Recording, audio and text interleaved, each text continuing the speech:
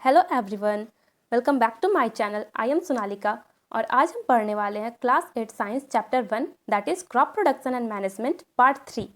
आप सबसे एक छोटा सा रिक्वेस्ट है, अगर आपने पार्ट 1 और पार्ट 2 नहीं देखा है तो प्लीज़ जाइए, प्लेलिस्ट में आपको वीडियोस मिल जाएंगे, पहले आप जाकर उसे देखिए अगर आपको पूरा चैप्टर समझना है तो।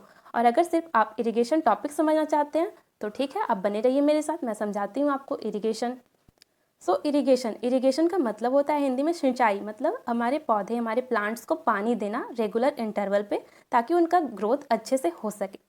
तो पानी बहुत इंपॉर्टेंट है कि जो चाहे वो कोई सा भी लिविंग ऑर्गेनिज्म हो, क्या कोई पानी के बिना रह सकता है? हम और आप या फिर कोई भी हो, चाहे छोटा सा कीट पतंग कीड़ा हो या तो बड़ा सा पेड़ और कोई सा भी जानवर हो, कोई भी पानी के बिना सर्वाइव ही नहीं कर सकता। ठीक है, तो उसी का इंपॉर्टेंस क्या है, कैसे हम प्लांट्स में पानी देते हैं, वाटरिंग करते हैं, इस टॉपिक में हम वही समझेंगे। All living beings need water. All living beings need water to live. Water is important for proper growth and development. Water is absorbed by plant roots. Along with water, minerals and fertilizers are also absorbed.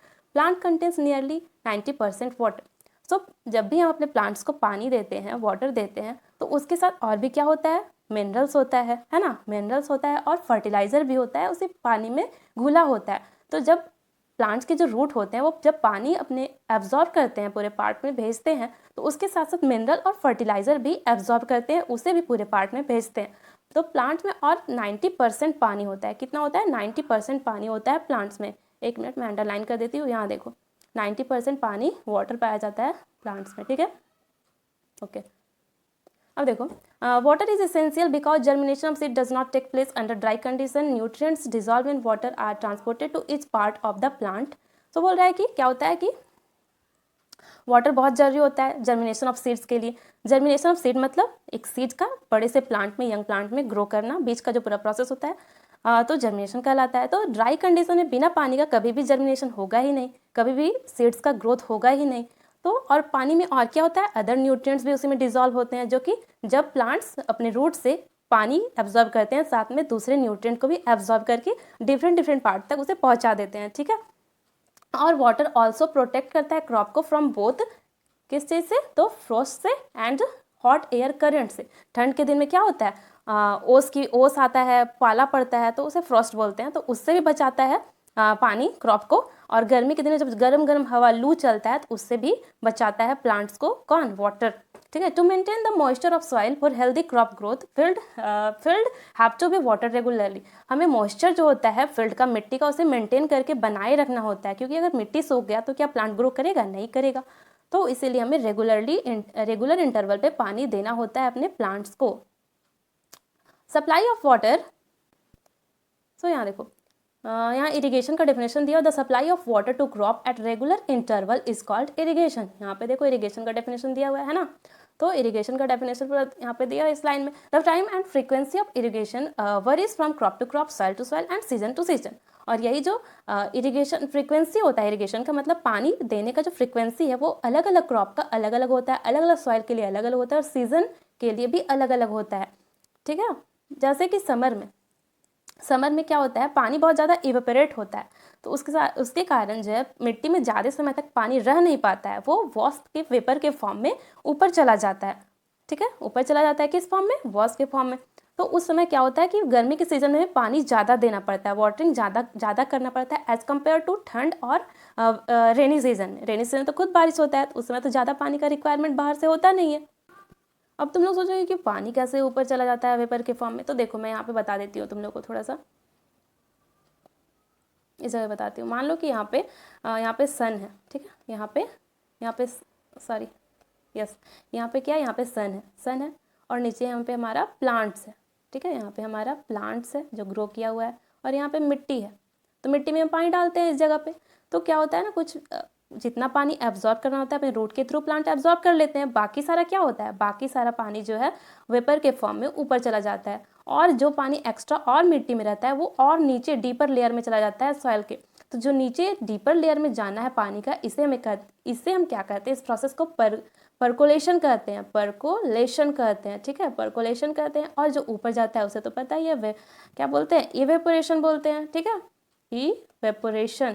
Evaporation बोलते हैं। तो मैंने समझा दिया कि कैसे कैसे क्या होता है, मिट्टी से पानी वेपर के फॉर्म में ऊपर चला जाता है। यहाँ तक हमने देख लिया था इरिगेशन क्या होता है, डेफिनेशन भी हमने देख लिया। अब सोर्सेस ऑफ इरिगेशन हम देखेंगे। सोर्सेस ऑफ इरिगेशन का मतलब कि जो हम सिंचाई करते हैं, पानी डालते हैं अपने क्रॉप्स में, अपने प्लांट्स में, वो किस किस चीज़ के हेल्प से करते हैं, मतलब क्या क्या चीज़ से हम वाटरिंग कर सकते हैं अपने प्लांट्स को। जैसे हो गया वेल्स हो गया, ट्यूब वेल्स हो गया, पॉन्ड्स हो गया, लेक्स हो गया, रिवर्स हो गया, डैम्स हो गया एंड कनाल्स हो गया। वेल कुआं, ट्यूबवेल्स, पॉन्ड्स मतलब नदी, तालाब, नहर, कुआं, ये सारा जो इन सारी चीज़ों का हम यूज़ करते थे अपने प्लांट्स को पानी देने के लिए, वाटरिंग करने के लिए। तो अब एक एक करके सबके बारे में हम थोड़ा थोड़ा जान लेते हैं, ठीक है। तो पहले होता था ट्रेडिशनल मेथड। ट्रेडिशनल मतलब जो पहले यूज़ किया जाता था, आजकल जिसका यूज़ या तो नहीं होता या बहुत कम, कहीं कहीं ना के बराबर होता है, ठीक है। Traditional method of irrigation, the water available in wells, lake and canals is lifted up by different method in different regions for taking it to the fields. बोल रहा है कि जो अलग अलग कुआं में या फिर तालाब में, कैनाल्स में, नहर में जो भी पानी होता था, उसको अलग अलग मेथड से वहाँ से उठा करके अपने फील्ड में, मतलब अपने खेत में किसान जो है सो लाते थे और पानी पटाते थे, पानी डालते थे। और इसके लिए केटल और human labour is used in these methods. और ये पानी को जो ला करके और डाला जाता था अपने खेत में, इसके लिए किसका यूज़ किया जाता था, या तो ह्यूमन खुद उसमें इन्वॉल्व होता था या फिर अपने जानवरों को उसमें इन्वॉल्व करता था। So these methods are cheaper but less efficient. तो ये मेथड जो सस्ते तो थे, क्योंकि अपने से यूज़ करना होता था या जानवरों से जानवरों के हेल्प से करवाया जाता था, लेकिन बहुत कम एफिशिएंट, मतलब बहुत ज़्यादा मेहनत लगता था, काम बहुत कम होता था। The various traditional ways are, देखो कुछ ट्रेडिशनल तरीका जो जिसका यूज़ पहले किसान किया करते थे, यहाँ दिया हुआ है। एक एक करके हम देख लेते हैं, समझ लेते हैं। पहला है मोट, जिसको पुले सिस्टम भी कहते हैं। दूसरा है चेन पंप, ठीक है। यहाँ देखो ये है मोट, मोट के बाद है चेन पंप, चेन पंप के बाद यहाँ पे आ रहा है हमारा, एक मिनट, चेन पंप के बाद है यहाँ हमारा ये थर्ड में है ढेकली, ये है ढेकली हमारा, ये ढेकली थर्ड। और फोर्थ है रहत सिस्टम। रहत सिस्टम को हम लीवर सिस्टम भी कहते थे, रहत सिस्टम को लीवर सिस्टम भी कहते थे। डायग्राम से मैं बता देती हूँ आप लोगों को। ओके, तो ये है हमारा मोट सिस्टम और इसको पुले सिस्टम भी कहते थे। यही ये दिख रहा है आपको जो डायग्राम में, यही है। ये देखिए छोटा सा जो गोल आपको दिख रहा है, ये पुले है, मतलब एक छोटा सा चक्री होता था चक्का के जैसा, इसमें रस्सी बंधा होता था, ये दिख रहा है आपको रस्सी। और इसके एक एंड पे यहाँ पे बकेट या कोई सा भी कंटेनर बंधा होता था। इसे किसान कुआं में डालते थे और फिर भर जाता था तो हाथ से खींच करके निकालते थे और फिर पानी को यहाँ पे खेत में ऐसे उड़ेलते जाते थे, डालते जाते थे, यहीं से सारा खेत में पानी जाता था। तो ये जान देख सकते हैं आप कितना कम एफिशिएंट है, मतलब टाइम तो लग ही रहा है, एक बाल्टी पानी आएगा एक बार में, मेहनत भी ज़्यादा है ना, ज़्यादा मेहनत और टाइम भी ज़्यादा, मेहनत भी ज़्यादा, काम भी कम हो रहा है, तो ये उतना अच्छा था नहीं। ओके, तो ये है हमारा चेन पंप। चेन पंप में क्या होता है, एक क्या होता था ना कि एक पतला सा नैरो कनाल बना होता था, ये दिख रहा है आपको, नैरो कनाल पतला सा, इस और इसके ऊपर एक बड़ा सा व्हील होता था और इसमें एक हैंडल होता था और एक और व्हील होता था जिस जिस वाटर रिजर्वर का हम यूज़ कर रहे हैं सिंचाई के लिए, वो खेत के बगल में होता था, या तो नदी या कुआं तालाब जो भी, उसके उसके लेवल में एक छोटा सा व्हील होता था जो कि आधा पानी में डूबा होता था, आधा ऊपर होता था। और इन दोनों व्हील से एक बेल्ट कनेक्ट होता था, इसीलिए से बेल्ट चेन, इसका नाम इसी के आधार पे है चेन पंप।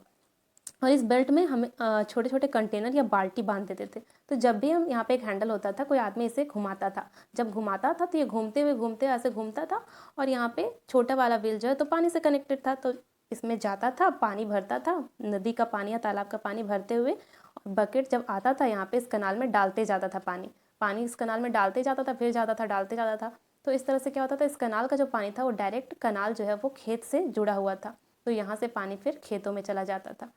तो ये जो सिस्टम था ये उससे तो अच्छा था, मोड सिस्टम से थोड़ा इजी था, पर ये भी कुछ बहुत ज़्यादा अच्छा नहीं था। अब हम देखते हैं कि हमारा थर्ड क्या था। तो ये हमारा थर्ड है ढेकली, ठीक है, जिसका नाम है ढेकली सिस्टम। ये भी बहुत ज़्यादा टाइम लेता था और बहुत ज़्यादा लेबोरियस वर्क था।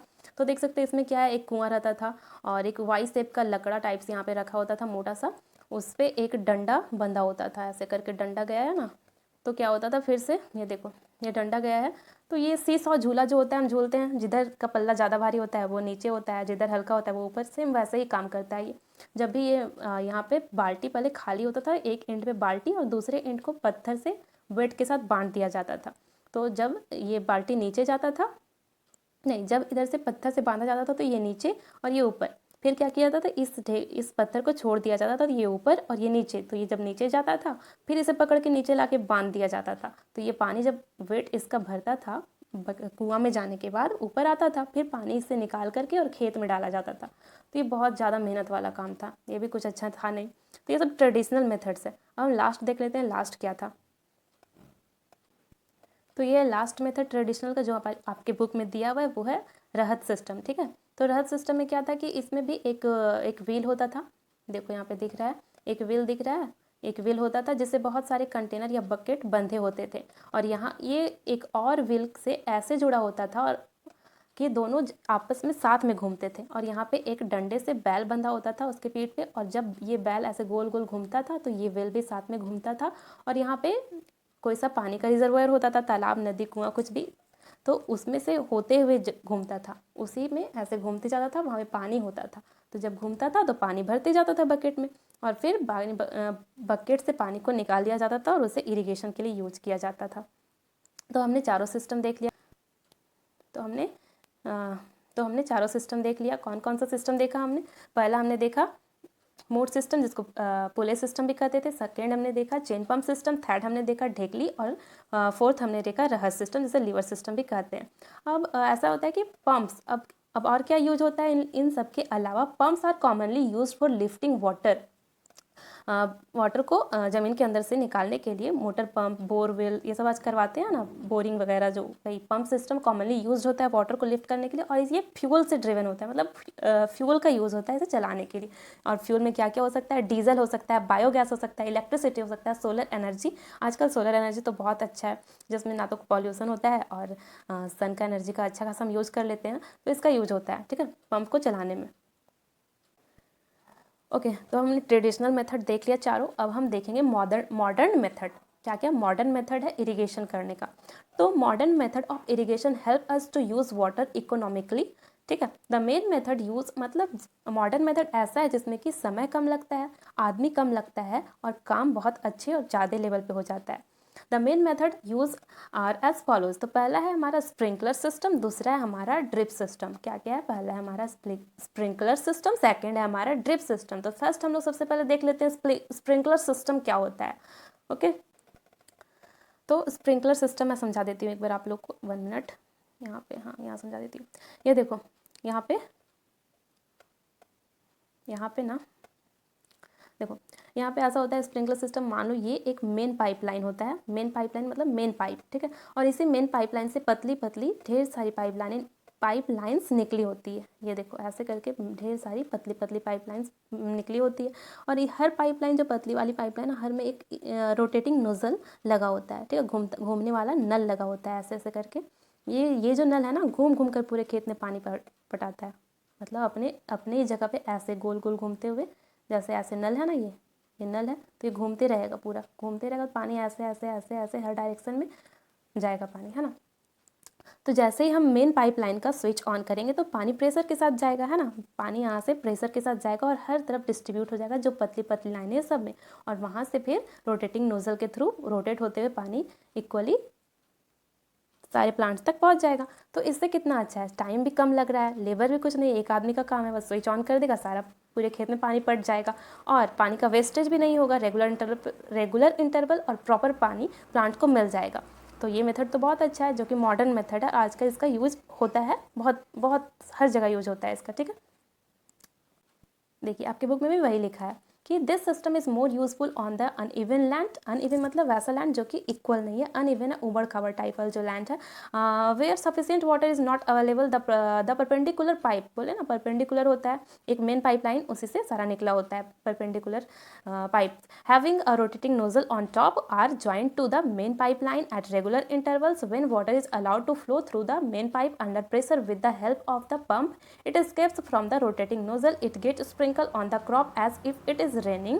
और कैसा स्प्रिंकल होता है? जब ये घूमता हुआ पानी जो है सो जैसे ऐसे प्लांट्स में गिरता है, जैसे कि बारिश हो रहा है, बारिश के जैसा पानी पटाता है, पानी डालता है पौधों में। It gets sprinkle on the crop as if it is raining. Sprinkler is very useful for lawns, coffee plantation and several other crops. और ये स्प्रिंकलर सिस्टम ज़्यादा यूजफुल किस तरह के प्लांट्स के लिए होता है? लॉन्स के लिए होता है, कॉफी प्लांटेशन के लिए और दूसरे क्रॉप्स के लिए भी होता है।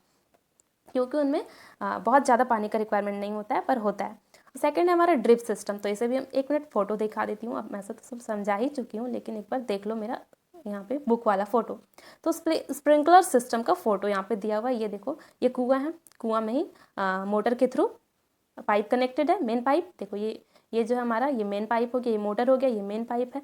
और ये मेन पाइप में जब पानी आता है तो ये जो पतली पतली पाइपलाइन परपेंडिकुलर दिख रही है तुम्हें पूरे खेत में, और यहाँ पे इसके टॉप में क्या है, ये टॉप में पूरे हर पाइपलाइन के टॉप में रोटेटिंग नोजल लगा हुआ है, जहाँ से पानी ऐसे रोटेट होते हुए पूरे खेत में जाता रहता है। ठीक है, ये समझ गया। अब हम देख लेते हैं ड्रिप सिस्टम एक बार जल्दी से। ड्रिप सिस्टम क्या होता है? In this system the water falls drop by drop directly near the roots. इसमें देखो, इसमें मैं डायग्राम से ही समझा देती हूँ एक बार। यहाँ देखो, देखो क्या होता है ड्रिप सिस्टम। जैसे कि आप लोगों ने फ्लूट देखा होगा, बांसुरी। बांसुरी में क्या होता है कि छोटे छोटे छेद होता है ना छेद। क्यों होता है? ताकि एयर का फ्लो अच्छे से हो। सेम उसी तरह से ड्रिप सिस्टम में होता है कि पाइप लाइन जो होती है ना, ऐसे करके पीछे होती है पूरे खेत में, ऐसे ऐसे करके पूरी, और उस पाइप लाइन में छेद होता है, ऐसे ऐसे करके छेद होता है। वो छेद ऐसे होता है कि जो हमारा क्रॉप प्लांट है ना, डायरेक्ट से पानी उसके जड़ में डायरेक्ट जाए, बूंद बूंद करके पानी उसके जड़ में ही जाए। और जरा सा भी इस सिस्टम में जरा सा भी बिल्कुल भी पानी का वेस्टेज होता ही नहीं है, क्योंकि पानी एक्स्ट्रा जा ही नहीं रही है, बूंद बूंद जा रही है और डायरेक्ट जड़ में जा रही है, तो वेस्टेज होने का तो कोई सवाल ही नहीं है। समझ गए सिस्टम को? बस यही लिखा है, एक बार पढ़ लेते हैं हम लोग। चलिए पढ़ लेते हैं क्या लिखा है। In this system the water falls drop by drop directly near the root, so it is called drip system. Drip system क्यों बोलते हैं इसको? क्योंकि इस सिस्टम में जो वाटर है ड्रॉप बाय ड्रॉप गिरता है रूट में, इसीलिए इसको ड्रिप सिस्टम कहते हैं। Okay, it is best technique for watering fruit plants, garden and trees. और ये किसको वाटर करना अच्छा टेक्निक है? तो फ्रूट, जो भी फ्रूट्स है, फ्रूट्स के प्लांट्स को, गार्डन्स को और ट्रीज़ को वाटर करने के लिए ये टेक्निक बहुत अच्छा है, क्योंकि इनमें पानी बहुत ज़्यादा नहीं चाहिए होता है, लेकिन चाहिए होता है ज़रूरत के हिसाब से। Water is not wasted at all, इसमें पानी का वेस्ट होता ही नहीं है। It is a boon in region where availability of water is poor. वैसा जगह जहाँ पे पानी का मिलना बहुत ही रेयर होता है, बहुत कम पानी मिलता है, वहाँ पे उसके लिए बून है। बून मतलब वरदान है उस एरिया के लिए ये सिस्टम। ये देखो इस डायग्राम में, यहाँ पे मोटर लगा हुआ है, यहाँ से मेन पाइप लाइन है और ऐसे ऐसे करके पूरे खेत में बिछा हुआ है, और यहाँ पे छेद है हर पाइप लाइन में, जहाँ पे पौधा का जड़ है, बस वहीं पे पानी ड्रॉप ड्रॉप करके जाता है। ओके ओके, तो अभी तक हम लोगों ने क्या क्या पढ़ा, एक बार समराइज कर लेते हैं। हमने इरिगेशन पढ़ा, इरिगेशन क्या होता है, कैसे पौधों में वाटरिंग होता है, सिंचाई कैसे होता है, ये देखा। ट्रेडिशनल टूल्स, ट्रेडिशनल मेथड्स क्या क्या थे और मॉडर्न मेथड क्या क्या है वो देखा। ट्रेडिशनल में 4 थे, कौन कौन थे? मोट थे, राहत थे, और चेन पंप था, और ढेकली था। उसी तरह से मॉडर्न में क्या था? स्प्रिंकलर सिस्टम था और ड्रिप सिस्टम था। अब हम पढ़ेंगे प्रोटेक्शन फ्रॉम वीड्स। वीड्स क्या होता है? खरपतवार, अनवांटेड प्लांट्स जो हमारे मेन क्रॉप के साथ उग जाते हैं, उनसे कैसे अपने प्लांट्स को बचाएं, उन्हें कैसे रिमूव करें, ये हम इस टॉपिक में पढ़ने वाले हैं। ओके ओके, यहाँ देखो। In a field, many other undesirable plants may grow naturally along with the crop. These undesirable plants are called weeds. ठीक है, बोल रहा है कोई सा भी फील्ड में हम जो नहीं चाहते हैं वैसा प्लांट भी अगर उग जाए तो उन्हें ही क्या बोलते हैं? और खुद से बिना उगाए नेचुरली उग जाए उन्हें हम weeds कहते हैं, खरपतवार कहते हैं। ओके, और उन weeds को जो एक्स्ट्रा खुद से उग गए उन्हें हटाना ही क्या कहलाता है? वीडिंग कहलाता है। ठीक है, okay. Weeding is necessary since weed compete with the crop plants for water, nutrients and light. तो वीडिंग यानी कि अपने उन एक्स्ट्रा जो खुद से आ गए हैं नेचुरली अनवांटेड प्लांट्स, उन्हें हटाना, वीडिंग करना जरूरी होता है। क्यों? क्योंकि अगर उन्हें नहीं हटाया जाए तो हमारे जो मेन क्रॉप्स है उनके साथ वे कम्पीट करने लगते हैं। किस चीज़ के लिए? तो वाटर के लिए, न्यूट्रिएंट्स के लिए, स्पेस के लिए और लाइट के लिए। इन सब चीज़ के लिए लड़ने लगते हैं, कम्पीट करने लगते हैं। दस they affect the growth of crop. अगर कम्पीट करेंगे तो उनके ग्रोथ को भी अफेक्ट करेंगे, उन्हें बढ़ने नहीं देंगे, उनका सारा न्यूट्रिएंट, उनका लाइट सब कुछ खुद ले लेंगे। Some weeds interfere even in harvesting and may be poisonous for animals and human beings. बोल रहा है कि जब हम कटाई करते हैं, अपने जो पौधा प्लांट मैच्योर हो गया उसके बाद उसकी जब कटाई करते हैं उस टाइम पे बहुत ज़्यादा इंटरफेयर करते हैं, कटाई करने में दिक्कत लाते हैं। और बहुत सारे वीड्स ऐसे होते हैं जो हमारे लिए या किसी जानवर के लिए, एनिमल्स के लिए क्या होते हैं? पॉइजनस होते हैं। ठीक है, तो उन्हें हटा देना बहुत ज़रूरी होता है। यहाँ बता रहा है कि जो फार्मर्स है बहुत सारे तरीके यूज़ करते हैं वीड्स को हटाने के लिए। सबसे पहले क्या होता है कि जब टीलिंग करते हैं ना, हम लोग टीलिंग प्लोइंग पढ़े थे हम पहले क्लासेस में लोग पढ़ लिए। टीलिंग में क्या होता है? जोतना, खेत को जोतना मतलब ऊपर वाली मिट्टी को नीचे और नीचे को ऊपर नीचे करना। तो उस समय अगर टीलिंग इसलिए भी किया जाता है कि मिट्टी तो लूज हो ही जाए, प्रॉपर स्पेस हो ही जाए उनके पार्टिकल्स के बीच में, लेकिन अगर कोई एक्स्ट्रा वहाँ पे अनवांटेड प्लांट अगर हो गया है तो वो भी उखड़ जाए, पूरे जड़ से हट जाए, और जड़ से जब वहाँ से हट जाएगा तो सूख करके खुद ही मर जाएगा, ठीक है। और दूसरा है कि अगर सबसे ज़्यादा अच्छा होता है कि जो फ्लावर्स और सीड्स के आने से पहले ही उन्हें हटा दिया जाए। और मैनुअल रिमूवल, मैनुअल मतलब होता है कोई चीज़ हाथ से करना, तो अगर मैनुअल रिमूवल, अगर हम कोई सभी वीड्स को या तो जड़ से उखाड़ दें या तो फिर उनके पूरे नीचे से उन्हें कट करके हटा दें, ये ज़्यादा अच्छा होता है ग्राउंड लेवल से। और ये जो खरपतवार जो वीड्स है वो टाइम टाइम उगते रहते हैं, ऐसा नहीं है कि एक बार उग गया फिर हटा देने के बाद बंद हो जाता है, वो उगते रहते हैं। इसलिए उन्हें खुरपी जो औजार होता है या फिर कोई और सा भी टूल्स के हेल्प से हमें उन्हें टाइम टू टाइम हटाते रहना चाहिए, ताकि हमारा जो मेन प्लांट है वो अच्छे से ग्रो कर सके। और वेट्स को हमको कंट्रोल करने के लिए कुछ केमिकल्स भी हैं जिनका यूज हम कर सकते हैं अपने वेट्स को कंट्रोल करने के लिए। अगर हम वीडीसाइड्स को छिड़कते हैं वहाँ पे अपने फील्ड में, तो ये कंट्रोल हो सकता है। वीडीसाइड्स उसे बोलते हैं, जो वेट्स को मारते हैं, तो वीडीसाइड्स। इसका एग्जांपल है 2,4-D, these are spread in field to kill weeds. Spray कर दिया जाता है मशीन के थ्रू, ताकि जो वेट्स है वो उसके स्प्रे से मर जाते हैं।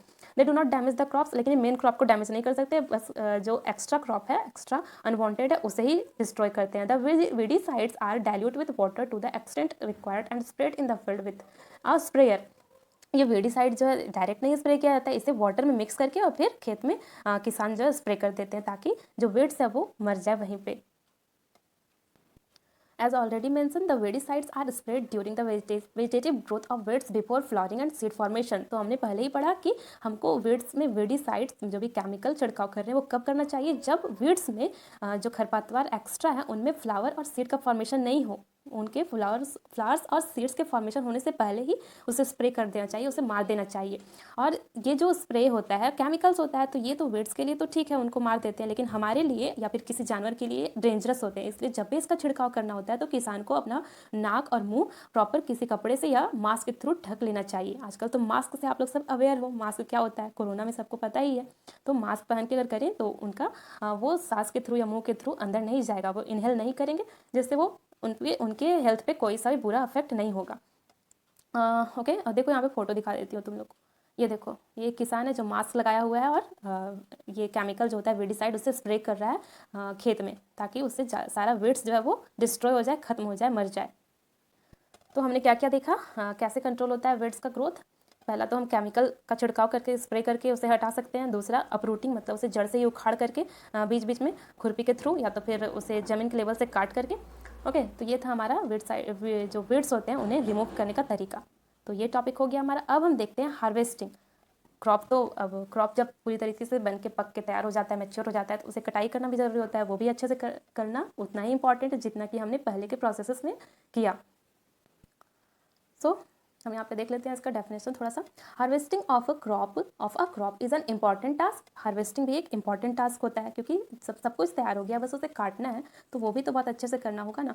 The cutting of crop after it is mature is called harvesting. जब मैच्योर हो जाता है तो उसके काटने का जो प्रोसेस है उसे ही क्या बोलते हैं, हार्वेस्टिंग बोलते हैं। In harvesting crop are pulled out और cut close to the ground. या तो हम क्रॉप्स को पुल्ड आउट मतलब खींच के पूरी तरीके से निकाल लेते हैं, या तो फिर उसे ग्राउंड लेवल से पूरा कट कर लेते हैं। It is usually take 3 to 4 month for a cereal crop to mature. कोई सा भी सीरियल क्रॉप, सीरियल मीन्स जो अनाज होता है, जैसे चावल, गेहूँ, ये सारा को पूरी तरीके से मैच्योर होने में, पक करके बन करके तैयार होने में कितना टाइम लगता है, तो 3 से 4 महीना लग जाता है। Harvesting in our country is either done manually or sickle or by machine called harvester. या तो हमारे देश में जो हार्वेस्टिंग होता है, कटाई होता है पौधों का, क्रॉप का, फसल का, वो या तो मैनुअली मतलब हाथ से हो जाता है, या तो फिर सिक्कल मतलब हसुआ होता है। सिक्कल मतलब ये डायग्राम में देखिए आप, यही है सिक्कल।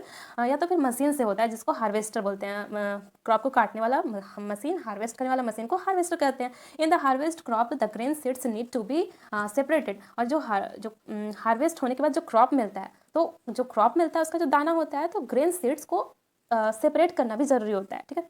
जैसे कि धान है तो धान का तो पूरा पौधा होता है, उसके पौधे से उसका जो दाना है धान का, उसको निकालना भी तो, अलग करना भी तो उतना ही ज़रूरी होता है। फ्रॉम द साफ। अब ये साफ क्या होता है, देखो साफ होता है, जैसे कि ये धान हो गया, तो धान का ऊपर का जो आउटर कवर होता है, ग्रेन के बाहर का जो कवर होता है, वो साफ कहलाता है, chaff. Okay, this process is called threshing. और यही जो सीड ग्रेन का जो कवर है, सीड ग्रेन के कवर से अलग करना, सीड ग्रेन के कवर से अलग करना थ्रेशिंग कहलाता है। वही यहाँ पे दिया हुआ है, 1 मिनट दिखा देती हूँ आप लोग को। The grain seed need to be separated. The grain seed need to be separated. Okay. The grain seed need to be separated from the साफ से अलग करना ज़रूरी होता है। और ग्रेन के सीड्स को एक मिनट दिखा देती हूँ। मान लो कि ये चावल का सॉरी धान है। तो ये इसका आउटर का जो कवर है ना, आउटर कवरिंग जो हम खाते हैं चावल होता है वाइट कलर का, तो उसके जब वो धान रहता है तो जो बाहर का जो पार्ट है ब्राउन कलर का जो होता है, उससे दाने को अलग करना ही थ्रेशिंग कहलाता है। आप समझ में आया? Okay, this is carried out with the help of machine called combine. और यही जो प्रोसेस होता है ना, अलग करना ग्रेन के कवर को ग्रेन से अलग करना, ये एक मशीन के द्वारा होता है। उस मशीन को कंबाइन कहते हैं। Which in fact a harvester as well as a thresher. मतलब वो रियल में मतलब हार्वेस्टर भी है, मतलब पौधे को काटता भी है और सीड ग्रेन को कवर से अलग भी कर देता है। उसका नाम क्या है? कंबाइन। ठीक है, ये देखो, ये कंबाइन का डायग्राम है, ये दिख रहा है। यहाँ पे प्लांट्स इधर से काटते हुए आ रहा है, सबको काट दिया है। यहाँ पे बचा हुआ भी इन लोग को भी काटेगा। तो इन सबको काटते हुए आगे जाते जाएगा और फिर उनके सीड ग्रेन्स को भी अलग कर देगा, मतलब उनके कवर को सीड से अलग कर देगा। ठीक है, okay. Farmer with small holdings of land do the separation of grain and chaff by winnowing. You have already studied in class 6। बोल रहा है कि क्लास 6 में आप लोग ऑलरेडी पढ़ चुके हैं कि फार्मर अगर स्मॉल होल्डिंग ऑफ लैंड, मतलब छोटे छोटे किसान होते हैं ना, जैसे गांव वगैरह में छोटे छोटे लेवल पे किसान होते हैं जिनके पास कम ज़मीन होता है, तो वो जो सेपरेशन ऑफ ग्रेन, जो ग्रेन को चाप मतलब आउटर जो कवरिंग होता है ना ग्रेन का, जैसे चावल जो हम खाते हैं वाइट वाला, वो हो गया ग्रेन। और उसका जब धान रहता है, जब धान मतलब जब उसका ब्राउन वाला कवर उसके साथ रहता है, तो उस ब्राउन वाले कवर को चाफ कहते हैं। ठीक है, तो वही बोला, do the separation of grain and चाप बाय विनोइंग। विनोइंग मतलब क्या होता है ना, विनोइंग प्रोसेस वही है। एक मिनट बता देती हूँ। विनोइंग वही होता है, आपने गांव में भी देखा होगा, औरतों को क्या करती है ना, वो सूप या फिर कोई सा भी सूप या वैसा बर्तन होता है, या सूप ही समझ लीजिए, उसमें ग्रेन्स को लेकर के और ऐसे हवा से नीचे गिराती है उड़ाते हुए। तो क्या होता है ना, जो उसका चाफ होता है वो अलग हो जाता है और ग्रेन अलग हो जाता है। तो ये दोनों को अलग होने का प्रोसेस जो है यही विनोइंग कहलाता है। ये हम 6th क्लास में ऑलरेडी पढ़ चुके हैं। यह है डायग्राम विनोइंग मशीन का। ये मशीन है, ये हाथ से भी होता है।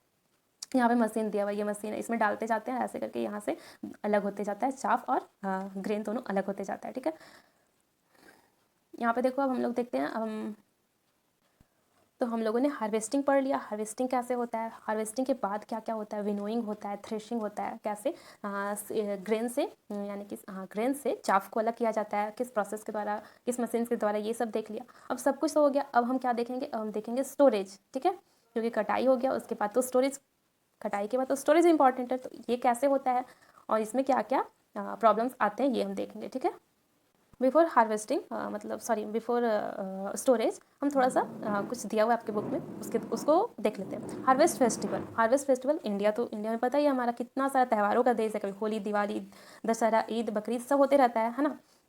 तो यहाँ पे हार्वेस्ट फेस्टिवल भी मनाया जाता है। जैसे ही हमारा जो भी फसल है उसका कटाई होता है, तो उसके इतने अच्छे से, इतना जो प्रोसेस है 4-5 महीने का, 3-4 महीने का, इसको कंप्लीट करने के बाद जब फसलों की कटाई होती है तो किसान बहुत ज़्यादा खुश होते हैं, क्योंकि उन्हें बहुत मेहनत करने के बाद ये टाइम देखने को मिलता है। तो इसकी खुशी में बहुत सारा त्यौहार यहाँ मनाया जाता है, जैसे कि होली हो गया, बिहू हो गया, पोंगल हो गया। अलग अलग राज्य में अलग अलग फेस्टिवल मनाए जाते हैं, वही यहाँ पे दिया हुआ है। होली, दिवाली, बिहू, बैसाखी, ये सारा पोंगल। ठीक है, तो अब हम देखते हैं हमारा next topic, that is storage. ठीक है, स्टोरेज भंडारण करना कोई सा भी क्रॉप का। Okay, storage of produce is an important task. कोई सा ही प्रोड्यूस हुआ है, हमारा यील्ड हुआ है, जो भी फसल मिला है हमें इतने टाइम, 3-4 मंथ की खेती के बाद, तो उसको अच्छे से स्टोर करके रखना भी बहुत ही इंपॉर्टेंट टास्क होता है। If the harvested grains are to be kept for longer time, बोल रहा है जो भी हार्वेस्टेड ग्रेन हम लोग को अगर बहुत समय तक के लिए स्टोर करके रखना है, क्योंकि देखो कटाई हुआ है, तो ऐसा थोड़ी है कि आज हम बहुत सारे क्विंटल, बड़े बड़े किसान बहुत क्विंटल में, हज़ारों क्विंटल में फसल उगाते हैं, उपजाते हैं, फिर काटते हैं। तो क्या वो एक आज कटाई किए तो कल ही क्या दे देते हैं जा करके, कल ही बिक जाता है उनका सारा का सारा फसल? नहीं बिकता है ना, उसे पहले स्टोर करना होता है। मंडी तक जाने से पहले 1 महीना 2 महीना के लिए भी स्टोर करना पड़ता है, ज़्यादा टाइम के लिए भी करना पड़ता है। तो स्टोरेज में भी बहुत सारा प्रॉब्लम्स आता है। ठीक है, तो if harvested grains are to be kept for longer time, they should be safe from moisture, insects, rats and micro organism. बोल रहा है अगर लंबे समय तक हमें अपने फसल को स्टोर करके रखना है, तो उसे में सेफ करना होगा। किस चीज़ से? मॉइस्चर से सेफ करना होगा, इंसेक्ट से, मॉइस्चर से सेफ करना होगा, इंसेक्ट से, रैट से एंड माइक्रो ऑर्गेनिज्म से। इन सारी चीज़ों से सेफ करके रखना पड़ेगा। Harvested grain have to be, जो भी हम लोग हार्वेस्ट, तुरंत जो कटाई होता है ना कोई सा फसल का, तो उसमें तुरंत तुरंत बहुत ज़्यादा मॉइस्चर होता है उस टाइम पे। तो उसे पहले नेचुरली, क्योंकि उतने बड़े लेवल पे क्विंटल्स, हज़ारों क्विंटल्स में जो हम अनाज का कटाई किए, उपजाए हैं, तो उसे तो हम नेचुरली ही सुखा सकते हैं, उसे ड्राई कर सकते हैं। मशीन उतने बड़े लेवल पे मशीन का यूज़ करना तो पॉसिबल नहीं होता है, तो उसे सन के लाइट से ही ड्राई किया जाता है। और ये बहुत ज़रूरी होता है, क्योंकि अगर उसमें मॉइस्चर कंटेन रहा तो हमारा पूरा का पूरा जो क्रॉप है वो बर्बाद हो सकता है, जो भी फसल है बर्बाद हो सकता है। क्यों? क्योंकि अगर मॉइस्चर रहेगा तो उसमें फंगी लग सकता है, फंगी लग जाएगा, बैक्टीरिया लग सकता है, वायरस, मतलब बहुत सारे कीड़े भी लग सकते हैं उसमें, और सारा का सारा फसल ही बर्बाद हो जाएगा। तो उससे सबसे पहले नेचुरल सनलाइट में हमें, नेचुरली यानी सनलाइट में हमें ड्राई करना बहुत ज़रूरी होता है, ताकि हम उसे सारे माइक्रो ऑर्गेनिज्म से बचा के रख सकें। यही यहाँ पे दिया हुआ है, देखो। Germination, hence before storing them, the grain are properly dried in sun to reduce the moisture in them. This prevent the attack by insect, pest, bacteria and fungi. Okay. Next. यहाँ देखो, farmers store grains in jute bags, ठीक है। Farmers जो है सो grains को jute bag, जो बोरा होता है ना, बैग्स होता है, जूट बैग, और मेटालिक बीन्स, मेटल का बना हुआ बड़ा बड़ा बीन्स होता है, उसमें स्टोर करके रखते हैं अपने ग्रेन्स को। However large scale storage of grains is done in silos and granaries to protect them from pest like rats and insects. लेकिन बोला अगर लार्ज स्केल प्रोडक्शन हुआ है तो उसे फार्मर जो है किस चीज़ में रखते हैं? सिलोज में, और ग्रेनरीज, ग्रेनरीज मतलब बड़ा बड़ा जो गोदाम होता है ना, गोडाउन, वो गोडाउन, उसमें रखते हैं, ताकि उसमें पेस्ट मतलब कोई जो खराब सड़ाने वाला चीज़ होता है, खराब करने वाली चीज़, उसे पेस्ट बोलते हैं। तो उससे बचाने के लिए बड़े बड़े गोडाउन में, लार्ज स्केल में जो प्रोडक्शन होता है किसानों के द्वारा, उसे रखा जाता है, और ताकि वो इंसेक्ट से भी बचे, कीड़ों से भी बचे, और रैट, चूहा तो बहुत ज़्यादा खराब कर सकता है हमारी फसलों को, उनसे बचाने के लिए। और घर में, और घर में बोल सकते हैं, हाँ, घर में ही हम सूखा हुआ नीम का जो पत्ता होता है उसका यूज़ कर सकते हैं स्टोर करने के लिए। For storing large quantity of grains in big godown, specific chemical treatment are required to protect them from pest and micro organism. तो बोल रहा है अगर लार्ज क्वांटिटी में अगर हमारा ग्रेन्स है, तो जैसे बड़ा बड़ा गोडाउन में होता है, तो कुछ स्पेशल केमिकल ट्रीटमेंट वहाँ पे दिया जाता है, ताकि उसमें माइक्रो ऑर्गेनिज्म का अटैक नहीं हो, पेस्ट का अटैक उस पर नहीं हो, इसलिए। तो यहाँ पे देख लो, डायग्राम दिखा देती हूँ तुम लोग को कुछ। ये देखो, ये दिख रहा है तुम लोगों को, ये है सिलोज, ठीक है, silos for storage of grains. ऐसे ही बना होता है, लंबा लंबा सा, इसके अंदर सारा हमारा जो लार्ज क्वांटिटी में प्रोडक्शन हुआ है ग्रेन्स का, उसको स्टोर किया जाता है, ताकि उसमें किसी तरह का कीड़ों का अटैक नहीं हो, माइक्रो ऑर्गेनिज्म से बचा रहे, मॉइस्चर नहीं हो वहाँ पे। और ये सेकेंड है हमारा, ये देखो, ये भी है ग्रेन्स का गोडाउन में स्टोरेज दिखा रहा है। ये जूट का बैग दिख रहा है, रखा हुआ है दोनों साइड से, यही है। ओके, तो हम लोगों ने अभी तक क्रॉप से रिलेटेड, प्लांट से रिलेटेड, कल्टीवेशन कैसे होता है, क्या क्या प्रोसेस इन्वॉल्व होता है, क्या क्या करते हुए हम अपने प्लांट्स को उपजाते हैं, इरिगेशन के थ्रू, सोइंग के थ्रू, और लास्टली हार्वेस्टिंग हो जाता है, उसके बाद हम उसका स्टोरेज भी कर लें। तो हमने प्लांट से रिलेटेड सब कुछ देख लिया। लेकिन क्या सिर्फ प्लांट से ही हमें खाना मिलता है? ये तो मैंने आपको फर्स्ट क्लास में ही पढ़ाया था कि हमारे खाने का दो मेजर सोर्स है, एक है प्लांट बेस्ड, दूसरा है एनिमल बेस्ड। तो थोड़ा सा हम लोग एनिमल के बारे में भी जान लेते हैं कि क्या क्या खाना किस तरह से हमें एनिमल से मिलता है। तो यहाँ पे यही टॉपिक है हमारा, जो कि लास्ट टॉपिक है इस चैप्टर का। इसके बाद हमारा ये चैप्टर खत्म हो जाएगा। ओके, तो फूड फ्रॉम एनिमल्स, और एक एक्टिविटी यहाँ पे दिया हुआ है, तो एक्टिविटी भी हम लोग देख लेते हैं थोड़ा सा। Make the following table in your notebook and complete it. एक टेबल बनाना है अपने नोटबुक में, आप लोग को भी करना है, टास्क है आप सबका, कीजिएगा जरूर। तो 1 2 3 4, ठीक है, लिख लीजिएगा। फूड, मिल्क है, मिल्क जो है कहाँ से मिल सकता है हमें मिल्क? सोर्स क्या क्या है मिल्क का? तो काउ है, बुफेलो है, सी गोट है, और सी कैमल है। मतलब ऊँट का भी दूध मिलता है, गोट का भी मिलता है, उसके बाद काउ का मिलता है, बुफेलो का मिलता है। मिल्क का सोर्स ये है। उसी तरह से आपको और भी एनिमल से मिलने वाले फूड का नाम लिखना है, उसका सोर्स कहाँ कहाँ से मिलता है। आप इस टेबल को कंप्लीट कीजिएगा, मैं आके पढ़ाती हूँ। After completing this table you must have seen that like plants animal also provide us with different kinds of food. तो इस टेबल को कंप्लीट करने के बाद आपको पता चलेगा कि जिस तरह से प्लांट में ढेर अलग अलग प्रकार के फूड देते हैं, उसी तरह से एनिमल भी हमें बहुत सारे खाने की चीज़ यानी कि फूड्स देते हैं, जो कि हम अपने डाइट में कंज्यूम करते हैं, लेते हैं हर दिन, ठीक है। Many people living in coastal areas consume fish as a major part of their diet. बोल रहा है बहुत सारे पीपल जो है कोस्टल एरिया में रहते हैं, ठीक है। कोस्टल एरिया मतलब समुद्र के किनारे रहते हैं, सी के किनारे रहते हैं, तो वो लोग तो समुद्र के पास तो मछली बहुत ज़्यादा मिलता है, इसलिए वो अपने डाइट में क्या कंज्यूम करते हैं? फिश, ठीक है, मछली अपने डाइट में कंज्यूम करते हैं। तो मछली क्या है, एनिमल सोर्स हो गया ना।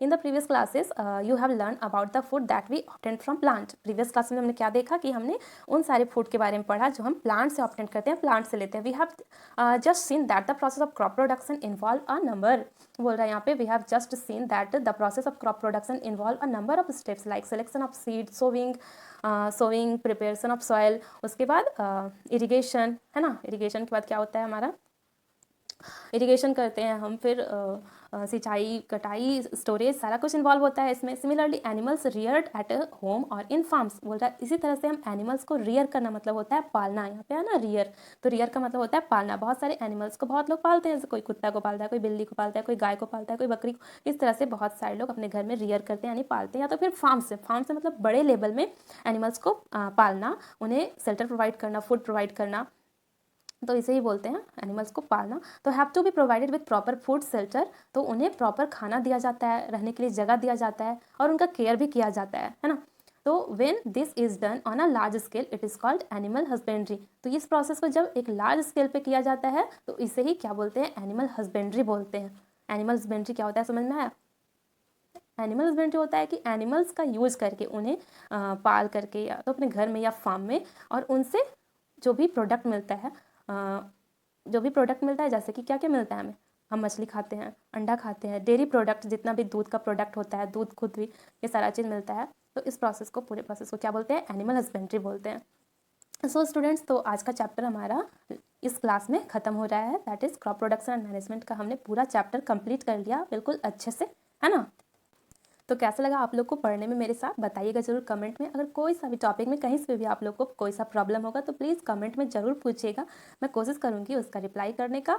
और हाँ, अगर आपको सही में अच्छा लगा मेरा पढ़ाने का तरीका तो इसे अपने दोस्तों के साथ शेयर कीजिए, लाइक कीजिए वीडियो को, चैनल को सब्सक्राइब भी ज़रूर कीजिए, ताकि मैं और भी चैप्टर आगे लेकर के आऊँ आप सभी के लिए।